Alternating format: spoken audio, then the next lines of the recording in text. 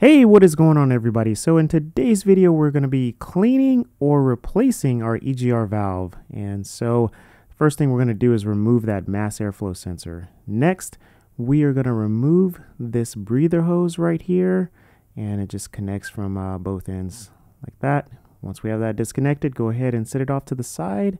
Next, we're going to remove this breather two-way or three-way valve right here, and it connects into the throttle body. So just gently pull up on it and you'll see there's a little like a straw type tube that goes into the throttle body. Be sure not to break that. It's made out of plastic. And next we're going to move on over to our fuel injector clip right here, and there's two little metal wires that lock it in place. So we're just going to pinch those two little wires and pull out. And after that, it's, we can just set it off to the side, find a nice place for it. You can see here, those are the two little wire clips that I'm talking about, and you just squeeze down on them like that, and they will release the clip. So next we have our large nut here that connects the EGR pipe to the EGR valve itself, and this nut can sometimes be a little tight, which will cause that lower nut to move. So if that happens, spray a little rust remover on there to kind of just free up those threads. If not, I'll show you another way on how to remove the EGR valve with the nut and the pipe connected. So here we're going to do it the traditional way, where the nut just comes off first, and after that I'm going to go ahead and remove the two other bolts that connect to the intake manifold right here. And sorry for the shaky footage, I was using my cell phone, but I just wanted to show everyone a close-up of the bolts that we're going to be removing. So we're just going to take our E10 socket. This is the Icon socket from Harbor Freight. Really cool. I'll do a review on that if you guys want me to, but highly recommend it for this job. And then so we're just going to go ahead and loosen up those bolts that connect the EGR pipe to the intake manifold right there. And once we have those bolts loosened, then we'll just go ahead and remove them by hand and sit them off to the side. And next, what we're going to do is remove our EGR pipe. And you can see it's not just straight inside the intake manifold. It kind of worms its way in and snakes around. So, when you're removing it, remove it to the left and then down, I believe. But, I obviously demonstrate that in the video. So take note of that gasket, and be sure to replace that gasket on the valve pipe. So now here's the method if your large nut is frozen and you can't remove the pipe. So only remove the two bolts that connect to the intake manifold, and you're going to remove the pipe in the same procedure.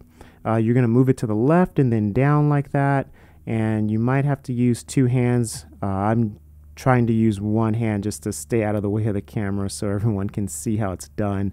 But you won't have a camera in front of you, or you may have a camera in front of you, but either way, using two hands is definitely better than one. So after we have our EGR valve out like that, we can go ahead and remove it. Now we're going to locate two more Torx bolts that connect the EGR valve to the engine. And we're just going to go ahead and take a shorter E10 Torx, or this is actually an E12, I believe, Torx socket. And we're going to go ahead and remove those bolts as well. And once they're broken, once we break loose that tight seal, then we can go ahead and remove them by hand. And for this one, it's a little easier just to use the extension with the socket. So once those are removed, we'll set them off to the side. And next, we'll just unclip our EGR valve clip connector and set that off to the side. And you can see it uses the same wire clamping system as the fuel injector. So it's going to be the same procedure. Just go ahead and pinch down and pull. So now our EGR valve is loose, and we can remove it, and this will be the procedure if you've already removed your pipe. Now you can see here, this hose connects to the intake manifold, and it was so badly just degraded that it broke under its own weight. You can see right there just how bad that hose is. And most likely, if you're getting like an intermittent check engine light, then most likely it's gonna be your hoses, or at least check your hoses first before you start making big purchases and things like that, because it could be just a simple fix. Now here's another gasket that we will need to replace, and also clean all mating surfaces where your gaskets will be applied to. As you can see there, it looks very crispy like barbecue, so give this video a like and leave a comment if you like barbecue and this is making you very hungry. So with that said, we'll just go ahead and take a closer look at our EGR valve assembly and everything. And you can see here just again how bad that hose is and how bad all the hoses are on this EGR valve. So what we're going to do is we're going to remove all the hoses, and then we're going to replace it. I will put the hose size in the description so that you guys can all go out and purchase the correct hose size. And but for now, we're just going to go ahead and remove all these hoses, get everything off this EGR, and take note of how the hoses are situated, orientated, so that you don't cross any hoses up or anything like that. Also, you can use a door trim panel remover to remove the hoses. Just be careful, because you do not want to break any of the plastic nipples that the hoses connects to. Then that would be a pretty bad day. So now that we have all our hoses removed, we can just take a look at our EGR valve and the pipe and start cleaning and get this thing serviced so that we can put it back on the car and pass emissions, because that's the goal of this EGR valve cleaning replacement, is so that we can pass emissions. Now what we're going to use to clean it is something simple, just a zip tie. A regular standard zip tie will do just fine. And if you have a drill, you can go ahead and throw that zip tie into your drill, thread the zip tie into your EGR pipe, and twist away. And that'll just break up all of that carbon. It'll loosen it up so that it can just fall out and clear any clogs that might be in your EGR valve pipe. If you don't have a drill, not a problem. Go ahead and just fold up that zip tie with your hands, stick it all the way through, and just twist away with your hand.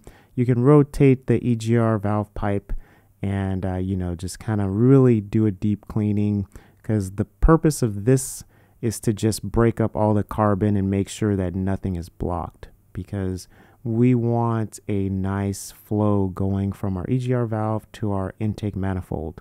So we're just going to clean both sides, or remove as much carbon from both sides as possible. And then we'll just stick our EGR valve, or we'll just stick our zip tie through and make sure that it's all clean and good to go. So next, what we can do is we can put a little bit of acetone in there and just kind of shake it up and clean it just like that.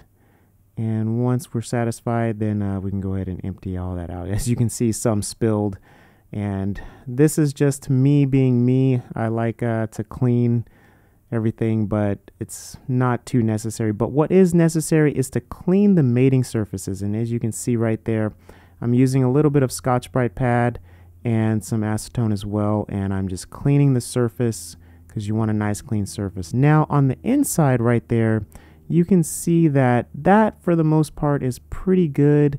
All the ports are clear, and that's what we want. Even though there's some carbon there, it's not enough to cause any blockage. But if you have some blockage in there, then go ahead and run that zip tie through and try to break everything up. Now, as you can see here again, we have a nice clean mating surface right there. And next, we're going to go ahead and match up our hose length with the original hose. So don't throw away your old hoses, and try not to break them, because we're going to use those old hoses to measure the length for our new hoses. Next, we're just going to go ahead and put those hoses back on, and remember the orientation so that you don't cross anything up. But in this video, you can just take reference to this video, and you will be okay, because this is the order for the EGR valve and the hoses. So you can see that this nipple is going to connect to that nipple, and so on and so on. So make sure you just don't cross them up. And now that we have everything put together, it should look like this for the most part.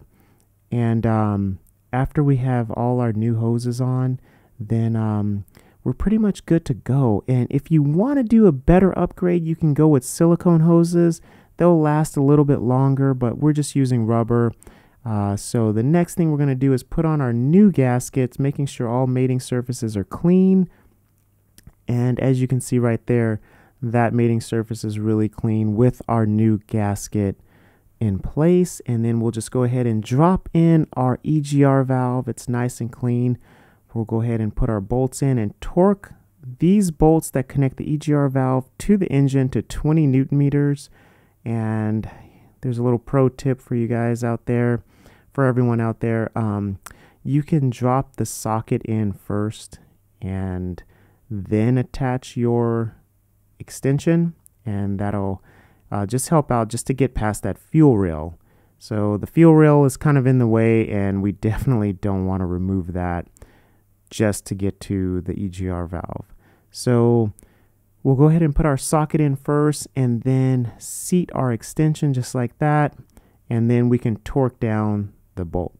So just a little pro tip for everyone out there, just to save everyone a little frustration. And so once we have the bolts torqued down, then next we'll just go ahead and do the same procedure for the other side. And this is more optional because this side you can get in pretty clear. You have a lot of clearance, but just kind of, you know, it's up to you on this part. So next we're going to put in that hose that goes to our intake manifold. So we're going to install that hose, and it's right there. The fuel rail is blocking it, but it's right there. And we'll just go ahead and connect that hose to the nipple that connects to the intake manifold. And now we can take our EGR valve adapter, our connector, and go ahead and connect it to the EGR valve.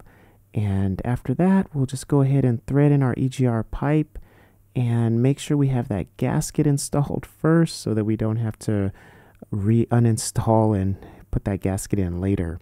So make sure that you have that pipe aligned, and it is flexible. You can kind of bend it a little bit just to make sure that it fits in place. And once we have it all fit in place and snug, then we'll go ahead and insert our E10 bolts into our intake manifold, and we'll just hand thread them in, and then we'll torque them down to 9 Newton meters. And it doesn't take a lot of force for these bolts, so be sure to pay attention to your torque wrench to make sure the setting is at 9 Newton meters. And we'll just go ahead and torque down both bolts so that we get that even pressure that will create a good seal so we don't have any air leaks, which is one of the causes for that check engine light to come on. So after that, we'll go ahead and we'll torque down our large nut to 40 Newton meters. Again, pay attention that you are not torquing it down to 40 foot-pounds, but you're torquing it down to 40 Newton meters. And after that, we'll go ahead and get our fuel clip and connect our fuel connector back onto the fuel injector, because fuel is important for our car to run. So make sure that connector is seated properly. Next, we're going to go ahead and take this hose right here that connects into our throttle body, and be careful that you don't break that plastic part that inserts into the throttle body. And you're gonna want to push down with a lot of pressure or firm pressure to make sure that it's seated properly. After that, we'll take our breather hose and we'll go ahead and slide that back on. And then from there, we are all set. So as you can see, we're all set. Our EGR valve has been cleaned and restored, and hopefully we don't have any more check engine lights. So thanks for watching, and I'll see you next time.